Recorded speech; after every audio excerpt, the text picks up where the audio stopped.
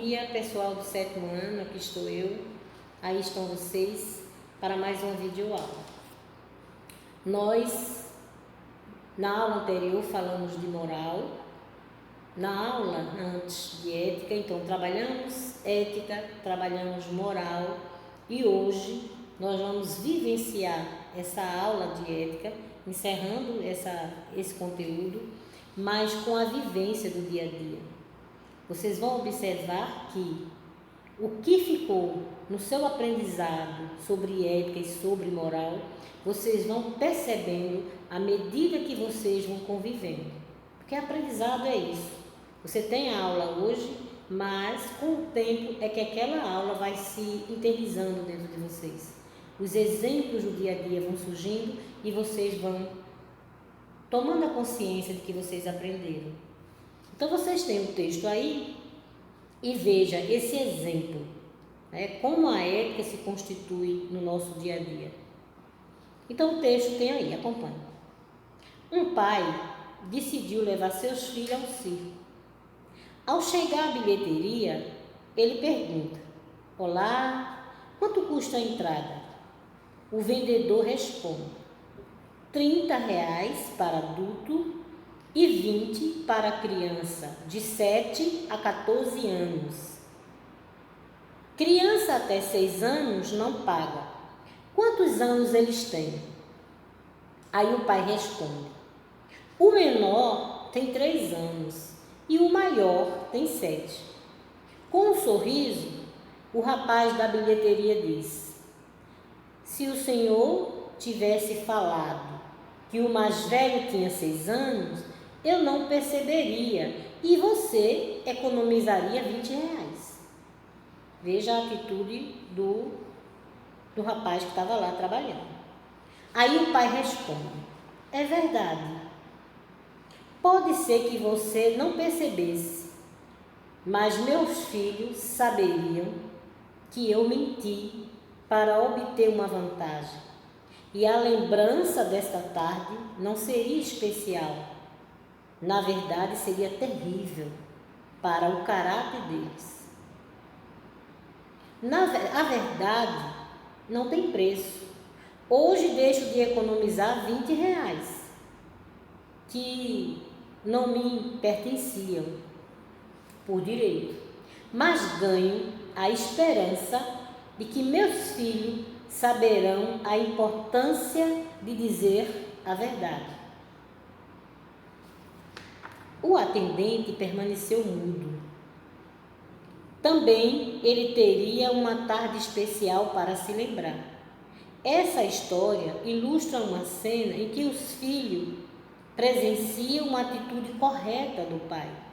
A história nos permite perceber que não devemos substituir a verdade. Educar é dar exemplo. Jamais devemos fazer pequenas concessões à mentira. O preço é alto demais.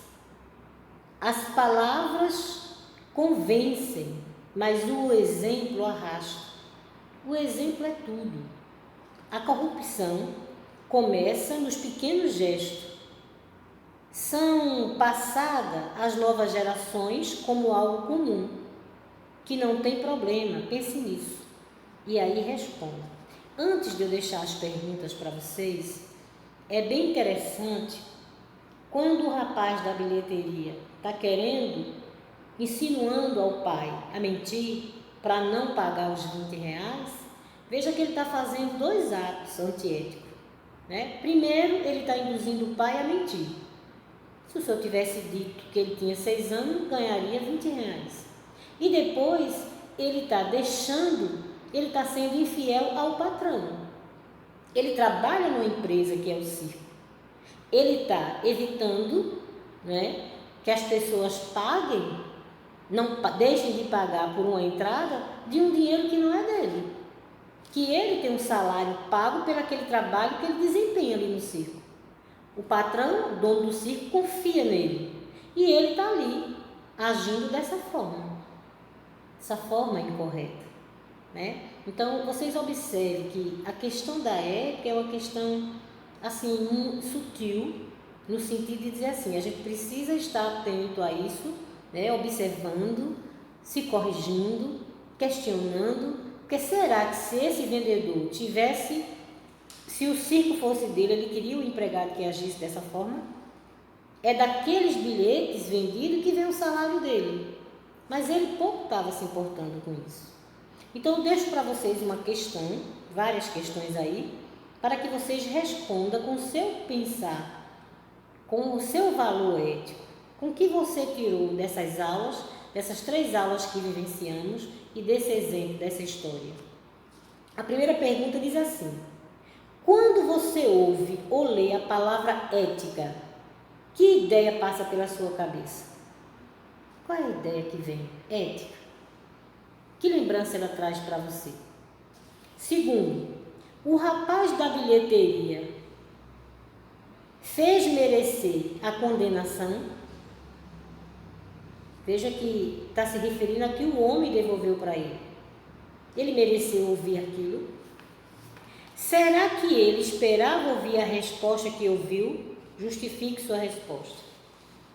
Precisava o pai das crianças ser tão certinho? Justifique sua resposta. É justificável que o pai das crianças queira ser esse exemplo de cidadão para a educação de seus filhos? Por quê? Ser um bom exemplo é requisito para uma boa educação? Justifique. Os filhos levam em consideração o bom exemplo dos pais? Justifique. Você considera o bom exemplo de seus pais? Veja que essa pergunta se refere a você e a seus pais. Como? Como você considera os bons exemplos dos seus pais? Então, encerrando nossas aulas sobre ética, e responda e me envie essa atividade, ok? Até a próxima aula.